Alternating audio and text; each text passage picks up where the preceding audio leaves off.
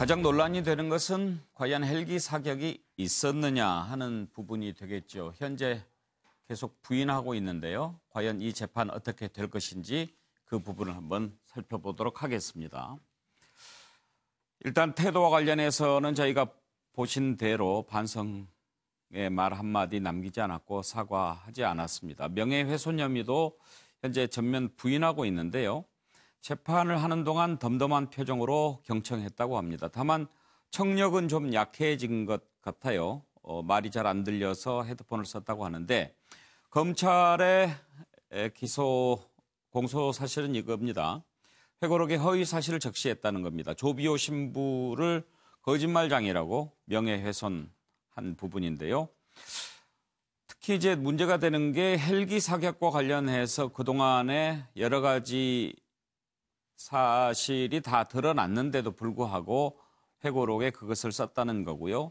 전두환 씨 측에서는 고의성이 없었다 하는 것을 강조하고 헬기 사격도 공식적인 확인이 없기 때문에 명예훼손에 해당하지 않는다라고 주장합니다. 먼저 관련된 내용을 좀 들어보겠습니다. 오늘 어떤 마음으로 오셨나요? 국민들에게 하실 말씀 없으세요? 오늘 어떤 마음으로 오셨어요? 좀 나오세요. 차로 모셔주세요. 좀 나오세요. 차로 모셔주세요. 5.18 유족에게 혐의를 인정하십니까? 발포 명령 부인합니까? 예리해. 광주 발포 명령 시민들한테 사과할 생각 없으세요? 해야지. 발포 명령 부인합니까? 예리해. 광주 발포 시민들한테 명령 사과할 생각 없으세요? 네, 그는 늘 그것에 대해서 부정해왔고 또 회고록에서 그렇게 부정을 하면서 조비오 신부님에게 사자한 명예훼손까지 가했는데요. 자기는 그런 죄를 저지르지 않았다 하고서 거짓말을 할 가능성이 아주 많은데요. 그걸 생각하니 참 마음이 너무나 아픕니다. 정말 이제 생애 마감에 지금 다가서 있는 이 나이에 정말로 광주 시민들에게 또 이 나라의 국민들에게 용서를 빌 사죄를 할 그런 기회를 놓치지 않기를 바랍니다.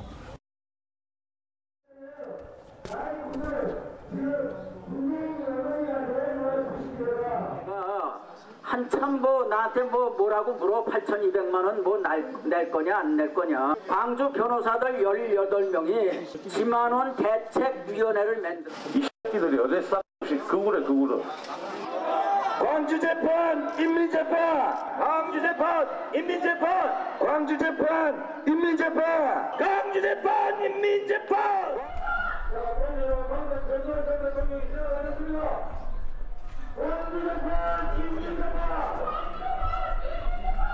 야, 이거 그러면서?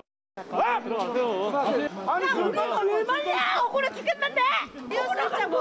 계속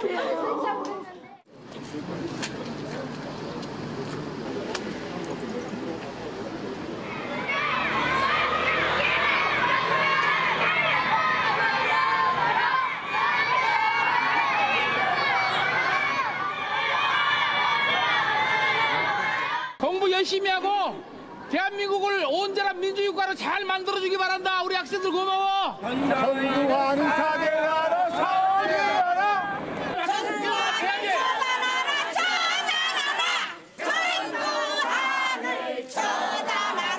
전두환을 사죄하라. 사죄하라. 네, 그러면 재판과 관련한 부분을 좀 짚어보도록 하겠습니다. 변호사 두 분께 먼저 질문하겠습니다. 최진정 변호사님, 지금 이제 사자에 대한 명예훼손죄 아닙니까? 네네. 사자에 대한 명예훼손은 일단 허위 사실이라야 해당된다면서요? 그렇습니다. 그러면은 헬기 사격이 과연 있었느냐 없었느냐 이 부분이 가장 중요한 쟁점이 될 거고 또 하나는 고의성도 중요합니까? 그렇습니다. 말씀하신 것처럼 살아있는 사람한테 대해서는 사실이다 하더라도 그것이 명예가 훼손이 된다라고 한다고 하면은 명예훼손으로 처벌되지만 예. 일단 돌아가신 분한테 대해서는 그것이 사실인 경우 예를 들어서 중학교를 졸업하지 못한 분한테 초등학교만 졸업했다 이러면은 예. 돌아가신 분한테는 처벌할 수가 없습니다. 예. 그래서 돌아가신 분한테는 공연히 허위의 사실을 적시해서 이 명예를 돌아가신 분의 명예를 훼손했을 때는 예. 2년 이하의 징역 또는 500만 원 이하의 벌금에 처하도록 되어 있습니다. 네. 그래서 지금 말씀하시는 것처럼 과연 그 당시에 헬기로부터의 기총 소사가 있었는지 여부, 예. 그 부분을 사실관계로 확정하는 것, 예. 나아가서 설령 그런 것이 있었다 한다 하더라도 이 그 전두환 전 대통령이 그와 같은 것을 지시했거나 그 사실을 알면서도 그런 허위를 했는지, 그런 고의성 여부, 이 사실이 앞으로 공소 사실에서 굉장히 다툼이 될 것인데요. 잠깐만요. 전두환 씨가 헬기 사격을 지시하거나 그 사실을 그런 것, 그 이후에 그것과는 이번 알았는지. 재판은 상관이 없는 것 아닌가요? 그런데 본인이 그런 지시를 했다는 객관적인 증거가 있음에도 불구하고 그런 적 없다고 하면 그 자체로서 고의가 아닌 건 아닙니까? 아니, 지금 고의성 내용은 네. 헬기 사격이 있었다라고 하는 사실이 지금 여러 가지로 밝혀지지 않았습니까? 네네. 그런데 회고록을 작성한 그 시기가 헬기 사격이 있었다라고 하는 사실이 밝혀진 뒤에 작성이 있었다고 하면 고의성이 있다는 거겠죠. 그 부분에 있어가지고는 그럴 겁니다. 일단 지금 그 변호인을 통해서 밝힌 건 뭐냐 하면은 출판은 2017년 4월경에 했지만 예. 결국 본인들이 그 사실 3권이나 되는 방대한 그걸 집필하는 것은 수년간 했을 것 아닙니까? 예. 그렇기 때문에 그 이전에 결국 그 1996년 전후로 해서 있었던 본인의 형사재판에 있어서의 관련되는 사건, 그리고 또 국가기록원에 있었던 그런 관련되는 사건들을 가지고 본인들은 객관적 근거를, 그리고 더 나아가서 본인의 인식을 기준으로 해서 했기 때문에 예. 설령 그 이후에 출판에 했는 때 사이에 몇 달 사이에 어떤 그런 사정 변경이 있었다 한다 하더라도 예. 본인은 그와 같은 사실에 대한 인식이 없는 상태에서 했기 때문에 그것을 가지고 난 처벌할 수가 없다. 더불어서 한 가지를 뭐라고 얘기하냐 하면은 예. 설령 그와 같은 기총 소사가 있었다 한다 하더라도 조비오 신부가 과연 그 당시에 봤는지 여부, 예. 그때 적어도 그때의 기총 소사가 없었다라고 한다고 하면은 예. 그것을 가지고 허위 사실이라고는 할 수 없다라고 해서 이 사건의 실체적 진실 공방으로 지금 가는 그런 상황이라서 사실 이미 지나온 사실에 대해서 이 부분이 과연 그 기총 수사가 있었는지 여부, 그리고 그 조비오 신부가 직접 봤다고 했는 증언 당시에 기총 수사가 있었는지 여부, 이거를 사실관계를 확정하기는 사실 만만치 않은 점도 없진 않습니다. 예. 그 부분이 분명히 쟁점이 될 텐데요. 그런데 노영희 변호사께는 이걸 좀 질문하고 싶은데요. 대체로 보면 회고록을 썼을 때 물론 오랜 기간 쓰지 않습니까? 그렇기 때문에 헬기 사격이 있었다는 사실이 확인되기 전에 그 기사를, 그 회고록을 썼다 하더라도 출판 시점에 이미 그런 사실이 드러나면 뭐 정오표라고 하지 않습니까? 그래서 뭐 그 부분을 좀 삭제한다든지 지운다든지 또 그 부분은 사실이 아니었다든지 이렇게 할 수도 있었을 것 같고요. 또 하나는 이러이러한 사실로 미뤄봐서 아직 아닌데 이렇게 주장하는 사람도 있다. 이렇게 점잖게 쓴 게 아니고 파렴치한 거짓말장이 이런 식으로 회고록을 썼기 때문에 이제 그 돌아가신 분 쪽에서는 이건 명예훼손에 해당한다라고 봤을 거 아니에요.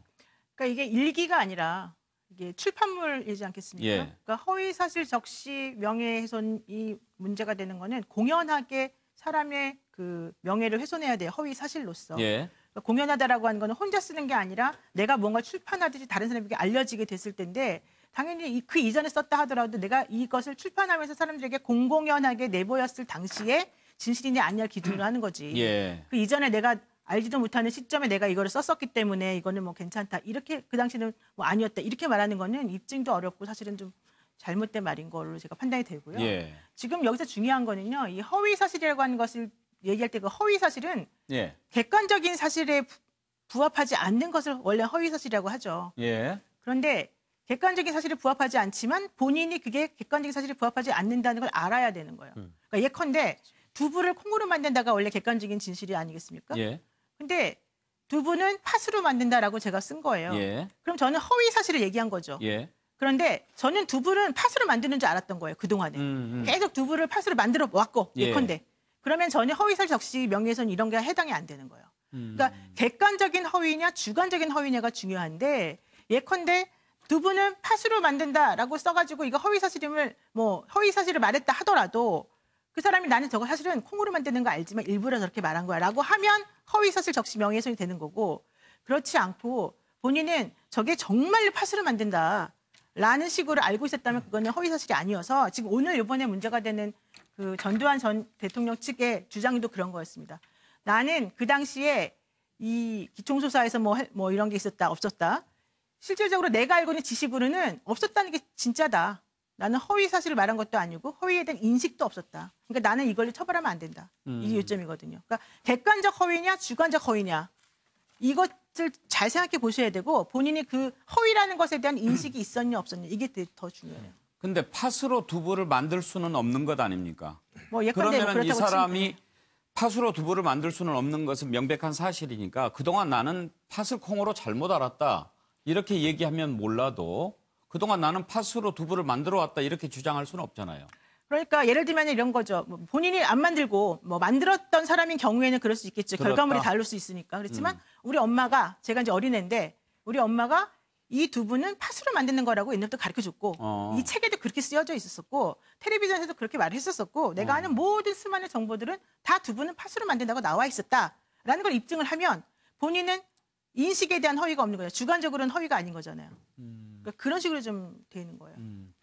이제 결국은 그 검찰과 변호인단의 어떤 공방으로 이제 펼쳐지겠느냐 하는 건데 최재형 변호사 네. 이런 경우에는 재판을 몇 차례 정도 예상하십니까? 사실 자백하지 않고 부인하는 사건, 예. 거기다가 객관적 사실을 확인하는 것이 만만치 않은 사건 같은 경우에는 굉장히 오래 걸 가능성이 큽니다.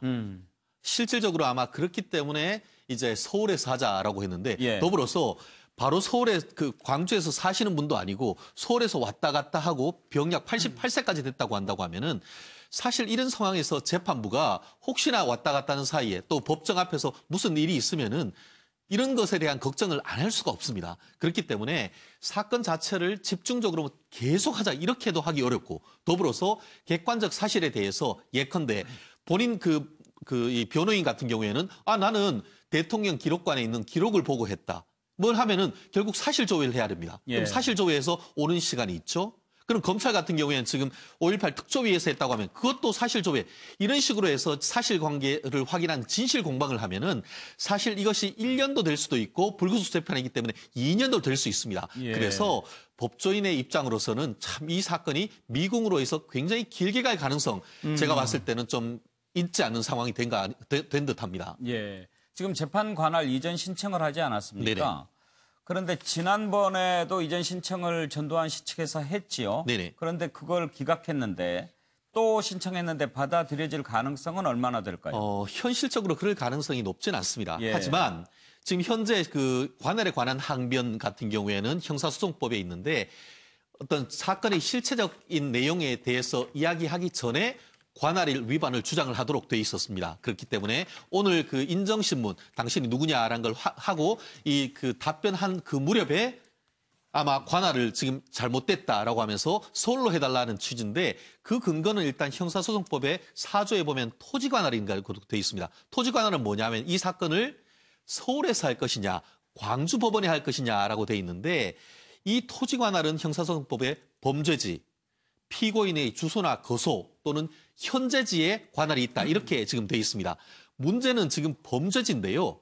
지금 검찰 같은 경우에는 뭐냐면은 이 출판은 서울에 하는 건 맞지만 피해를 입은 것은 이 조비오 신부, 돌아가신 조비오 신부와 이 조비오 신부의 유족들이 있는 광주다. 한마디로 결과 발생지로서의 범죄지가 광주에 있기 때문에 이 부분에 대한 재판 관할은 광주에 있다. 이렇게 얘기하는 반면에 전두환 전 대통령 같은 경우에 아니 내가 책 쓴 것도 서울이고 그리고 출판한 것도 서울이라고 한다고 하면은 내가 서부니까 그 서대문구에 있으니까 서울 서부지방법원에 있다. 그래서 이 사건은 서울 서부지방법원으로 계속 가야 된다라고 주장하는데요. 이 부분에 대한 어떤 그 답을 어쨌든 오늘 하진 않았지만 조만간 직권으로 할 것이지만 이렇게 포석을 해두는 건 뭐냐면은 향후에 항소심 각오했을 때도 관할 위반을 했기 때문에 그 법원이 판결이 잘못됐다라는 것에 대한 어떤 나름대로의 복선을 까는 그런 예. 전략이 아닌가 생각합니다. 예. 그런데 김영주 의원 지금 이 재판을 하는 것은 전두환 씨가 회고록에 그런 주장을 했기 때문에 그런 것 아니겠습니까? 네. 그런데 이미 전두환 씨는 5.18 책임 당사자로서 처벌을 받지 않았습니까? 그렇습니다. 그런데도 불구하고 지금 이 부분을 가지고 재판을 하는 것, 그것 자체만으로도 전두환 씨가 5.18에 대해서 아직도 완전히 자기 자신이 반성하고 사죄하고 그런 모습을 보여주지 않기 때문 아닌가요? 그렇습니다. 그래서 그동안에 한편으로는 완전히 본인은 말하자면 거의 복권되다시피 사면되다시피 예. 다 해왔는데 그다음에 뭐 어찌 보면 뭐 정확하게 알 수는 없습니다만은 최근까지 골프를 치운 거 가지고 있고 수많은 사람들과 나름대로 어떤 그 생활에서의 어떤 불편함 없이 살아왔는데 광주에 대하여 한마디 어떤 반성도 하지 않은 상태에서 이 일이 있는 것 같고 더 얄미운 것은 사실은 본인은 여전히 본인의 입장을 하나도 바꾸지 않고 있습니다. 어쨌든 뭐 조비오 전 신부에 대한 것이든 어쨌든 간에 본인 스스로는 자기 입장 자체는 아예 방금 노 변호사 얘기한 대로 주관적 인식을 그대로 갖고 있습니다. 나는 그런 적이 한 번도 없고 알지도 못한다. 뭐 총기 사건에 대하여. 그렇지만 어쨌든 그런 언급을 했다는 것은 왜 양심의 거르침이 없겠습니까? 저는 이슬이라고 보여지는데 더 웃기는 것은 실제로 변호인들은 또 한 발 또 다른 전략을 쓰고 있어요. 기본적으로 보면 의도적인 것이 아니었다. 한 발 물러서지만 재판에서 유리한 부분이 또 있단 말이에요. 그래서 그때까지 주관적으로 이 사람이 전혀 그 사실을 모르고 있었기 때문에 고의가 아니었다. 이렇게 이중 전략을 짜고 있지 않느냐 하는 생각이고 어쨌든 알츠하이머든 아니든 간에 본인은 과거에 자기의 확정 나는 잘못한 것이 없다. 나는 사살 명령을 내린 바가 없다는 것으로 그냥 사고가 묻어져 있는 상태에서 재판은 진행된다라고 하는 것이 가장 광주 시민도 그렇고 국민의 한 사람으로서도 굉장히 유감스러운 부분이다. 그렇게 볼 수 있겠습니다. 김광덕 본부장 앞으로 재판 어떻게 진행될 것으로 전망하십니까? 네, 이번에 보면은 저는 결론적으로 이야기하면 이번에 광주지방법원 이번 형사부의 이번에 그 법정은 결국에는 헬기 사격의 진실을 예. 규정하는 역사적 진실을 규정하는 첫 번째 법정이 될 거다. 그렇게 봅니다. 그런 점에서 굉장히 의미가 있다. 그래서 이번에 쟁점은 크게 두 가지인데 아까도 여러분들이 이야기하셨지만 첫째가 헬기 사격이 있었느냐 없었느냐를 진짜 법원 차원에서 규정하는 게 첫 번째고 두 번째는 이거를 전두환 전 대통령이 이거를 이 헬기 사격이 있었냐를 알고 있었느냐. 그러니까 본인이 누구한테 들었느냐, 직접 보고를 받았느냐, 본인이 그렇지 않으면 본인이 지시했느냐. 요거를 규명해서 만약에 두 가지가 다 맞아 듣는다면 확실하게 사자 명예훼손에 해당이 되기 때문에 첫째 아까 저 말한 헬기 사격이 진실이다라고 하는 거는 지난해 국방부 5.18 특별조사위원회에서 사실상 인정을 한 것인데 이게 이제 정부의 국방부 차원에서 된 건데 이게 사법부 차원에서라든가 입법부 차원에서의 공식으로 또 이런 조사 결과를 인정한 거는 현재 아직은 아니기 때문에 사법부에서 이거를 어떻게 규정하느냐가 굉장히 앞으로 중요한 기준이 될 겁니다. 그래서 아마 이거에 대한 진실을 규명하고 규정을 내리는데 제가 보기에 상당한 시간이 걸릴 것 같고 이거를 전두환 전 대통령이 이거를 과연 알았느냐 몰랐느냐 이것까지 이제 규명하게 되는 그런 식으로 이제 전개될 거로 보입니다. 김종욱 교수 사실 뭐 재판을 통해서 시시비비를 가려보자라고 판단했을 때부터 그렇게 마음 먹었을 때부터 사과할 생각은 없었다고 봐야죠, 뭐. 예, 계속 나오지 않은 것만 보더라도 뭐 그건 예. 이미 전제가 된 것 같고요. 저는 그래서 뭐 통속적으로 진실이 이길 거다 이런 게 아니라 진실은 진짜 이겨야 된다는 생각을 합니다. 이번에는. 그래서 광주에서 희생당하신 분뿐만 아니라 이제 헬기만 한정하더라도 1986년에 익명이지만 직접 그 현장에 참가했던 조종사 장교 한 분이 양심 선언을 신부한테 하신 거잖아요. 6년 동안 얼마나 마음이 아파서 계속 꿍꿍꿍 앓다가 그 얘기를 했겠습니까? 그리고 87년 민주화운동하고 88년 거대한 싸움을 통해서 열린 공간에서 광주 문제가 드러나기 시작을 했던 거고 이제 그래서 1996년도에 소위 1심에서 사형, 그다음에 대법원 판결에서 무기징역 2,200억이나 추징이 됐는데 진짜 이 대화합의란 말로 사면 복권한 게 답답하고 진짜 가슴이 아픈데요. 진짜 하지 말아야 될 건 하지 말아야 된다. 사면과 복권이라고 하는 것이 의미가 있을지 모르겠지만 진짜 이런 사면과 복권 때문에 또다시 이런 광주가 아픔을 전 게 진짜 저도 가슴이 아프고요.